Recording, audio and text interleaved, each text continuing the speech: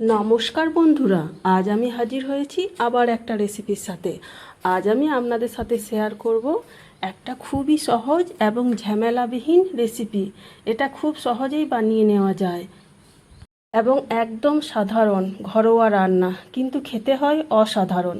আসুন তাহলে রেসিপিটি দেখে নেওয়া যাক। যে যেখান থেকে দেখছেন অবশ্যই একটা লাইক এবং একটা কমেন্ট করবেন, এবং চ্যানেলে নতুন হয়ে থাকলে চ্যানেলটা সাবস্ক্রাইব করে আমার পাশে থাকার অনুরোধ জানাচ্ছি। আমি ওভেনে একটা কড়াই বসিয়ে দিলাম। এর মধ্যে আমি 1.5 চামচ মতো সরিষার তেল দিয়ে নিলাম।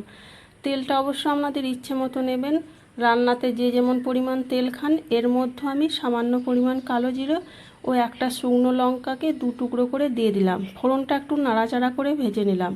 ফোড়ন থেকে যখন মিষ্টি সুন্দর একটা গন্ধ বের হবে, তখন আমি 2টো মিডিয়াম সাইজে আলু লম্বা করে কেটে রেখেছিলাম, এটা আমি দিয়ে দিলাম।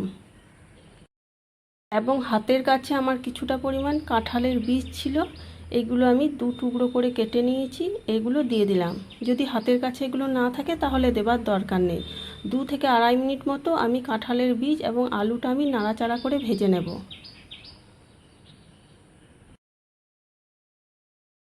ভাজা ভাজা হয়ে গেছে। এবার কিছুটা পরিমাণ বাগান থেকে কুমড়োর শাক তুলে এনেছিলাম, এগুলো আমি দিয়ে দিলাম।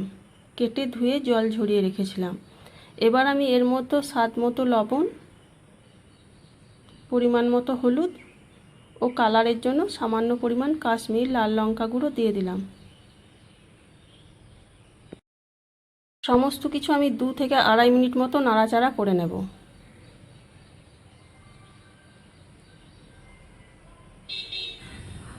আড়াই মিনিট মতো নাড়াচাড়া করার পর আমি এর মধ্যে কিছুটা পরিমাণ জল দিয়ে দিলাম। সমস্ত কিছু একবার ভালোভাবে নাড়াচাড়া করে মিশিয়ে নিলাম। এবার আমি এটা 3 মিনিটের জন্য একটা ঢাকনা দিয়ে দেব।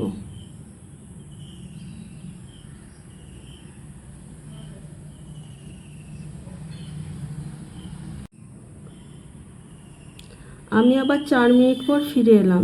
3 মিনিট পর আমি একবার ঢাকনা খুলে নাড়াচাড়া করে নিয়েছিলাম।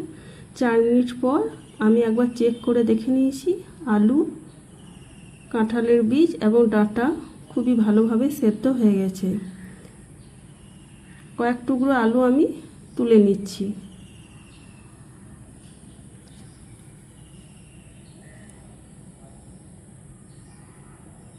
এবার এটা আমি স্ম্যাশ করে এর মধ্যে দিয়ে দিলাম, তাহলে একটা ঘোরালো ভাব হয় রান্নাতে। এবার আমি এর মধ্যে 1 চামচ সরিষা ও হাফ চামচ পোস্ত ও 2টো কাঁচা লঙ্কা পেস্ট করে রেখেছিলাম, এটা আমি এর মধ্যে দিয়ে দিলাম।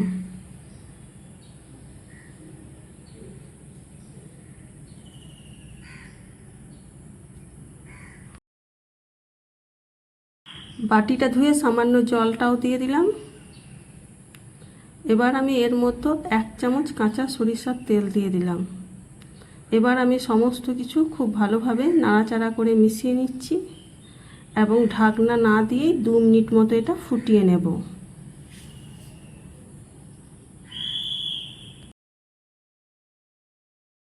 আমি আবার 2 মিনিট পর ফিরে এলাম। একবার সমস্ত কিছু নাড়াচাড়া করে মিশিয়ে নিচ্ছি। এবার এটা আমি নামিয়ে নেব। ঠান্ডা হলে আর একটু টানটান হয়ে যাবে। বন্ধুরা, আজ আমার এই নিরামিষ একদম সহজ কুমড়ো শাকের রেসিপিটা আপনাদের কেমন লেগেছে অবশ্যই কমেন্ট করে জানাবেন, এবং যদি এভাবে না বানিয়ে থাকেন অবশ্যই একবার বানিয়ে দেখবেন এবং কেমন হয়েছিল আমাকে কমেন্ট করে জানাবেন। তাহলে আবার দেখা হবে নতুন কোনো ভিডিওর সাথে।